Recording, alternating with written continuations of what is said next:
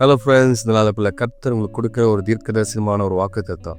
Ezra 8:22 சொல்லுது, தேவனுடைய கரம் தம்மை தேடுகிறவர்கள் எல்லோர் மேலும் அவளுக்கு நன்மையாக இருக்கிறது. இந்த வார்த்தையின்படி தேவனுடைய கரம் உங்களோடு கூட இருக்க நன்மை செய்யப்படியாக அவருடைய பலத்த கரத்தில் அடங்கியிருக்கிற உங்களை ஏற்ற காலத்தை உயர்த்தும்படியாக உங்களை பாதுகாத்து உங்களை தப்புவித்து உங்களை கரந்தூக்கி கொடுக்கிற நல்ல தேவனாக அவருடைய கரம் உங்களோடு கூட இருக்கு. இந்த நாளில் கூட கர்த்தர் சொல்லுகிற அந்த வாக்குத்தத்தத்தின்படி அவருடைய கரம் உங்களுக்கு பெரிய காரியங்களை செய்யும். பார்த்து கொண்டிருக்க நீங்கள் ஒப்படைசுதா என்னை கரம் தூக்கி எனக்கு உதவி செய்ய ஒருவருமில்லை என்று நீங்கள் சொல்லலாம்.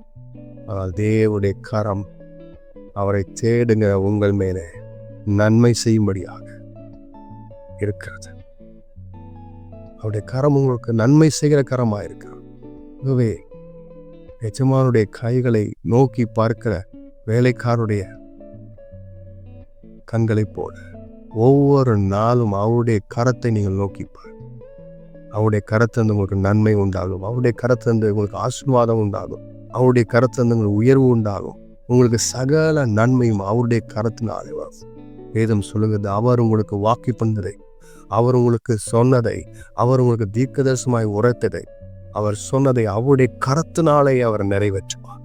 ஆகவே இந்த நாளே அவருடைய கரத்தை நோக்கி பார்க்க அது உங்கள் மேல் நன்மை செய்கிற கரமாக இந்த நாள் இருக்கிறது. ஆகவே இந்த வார்த்தையை நம்பி என்னோடு கூட சேர்ந்து ஜெபிங்கள். அன்பின் ஆண்டவரே, இந்த வார்த்தையின்படி உங்களுடைய பிள்ளைகளை ஆசீர்வதியும். உம்முடைய காரம் அவர்கள் மேலே இருப்பதற்காக நன்றி. ஒவ்வொரு நாளும் ஆண்டவரே அவர்கள் உண்மை தேடுகிறார்கள்.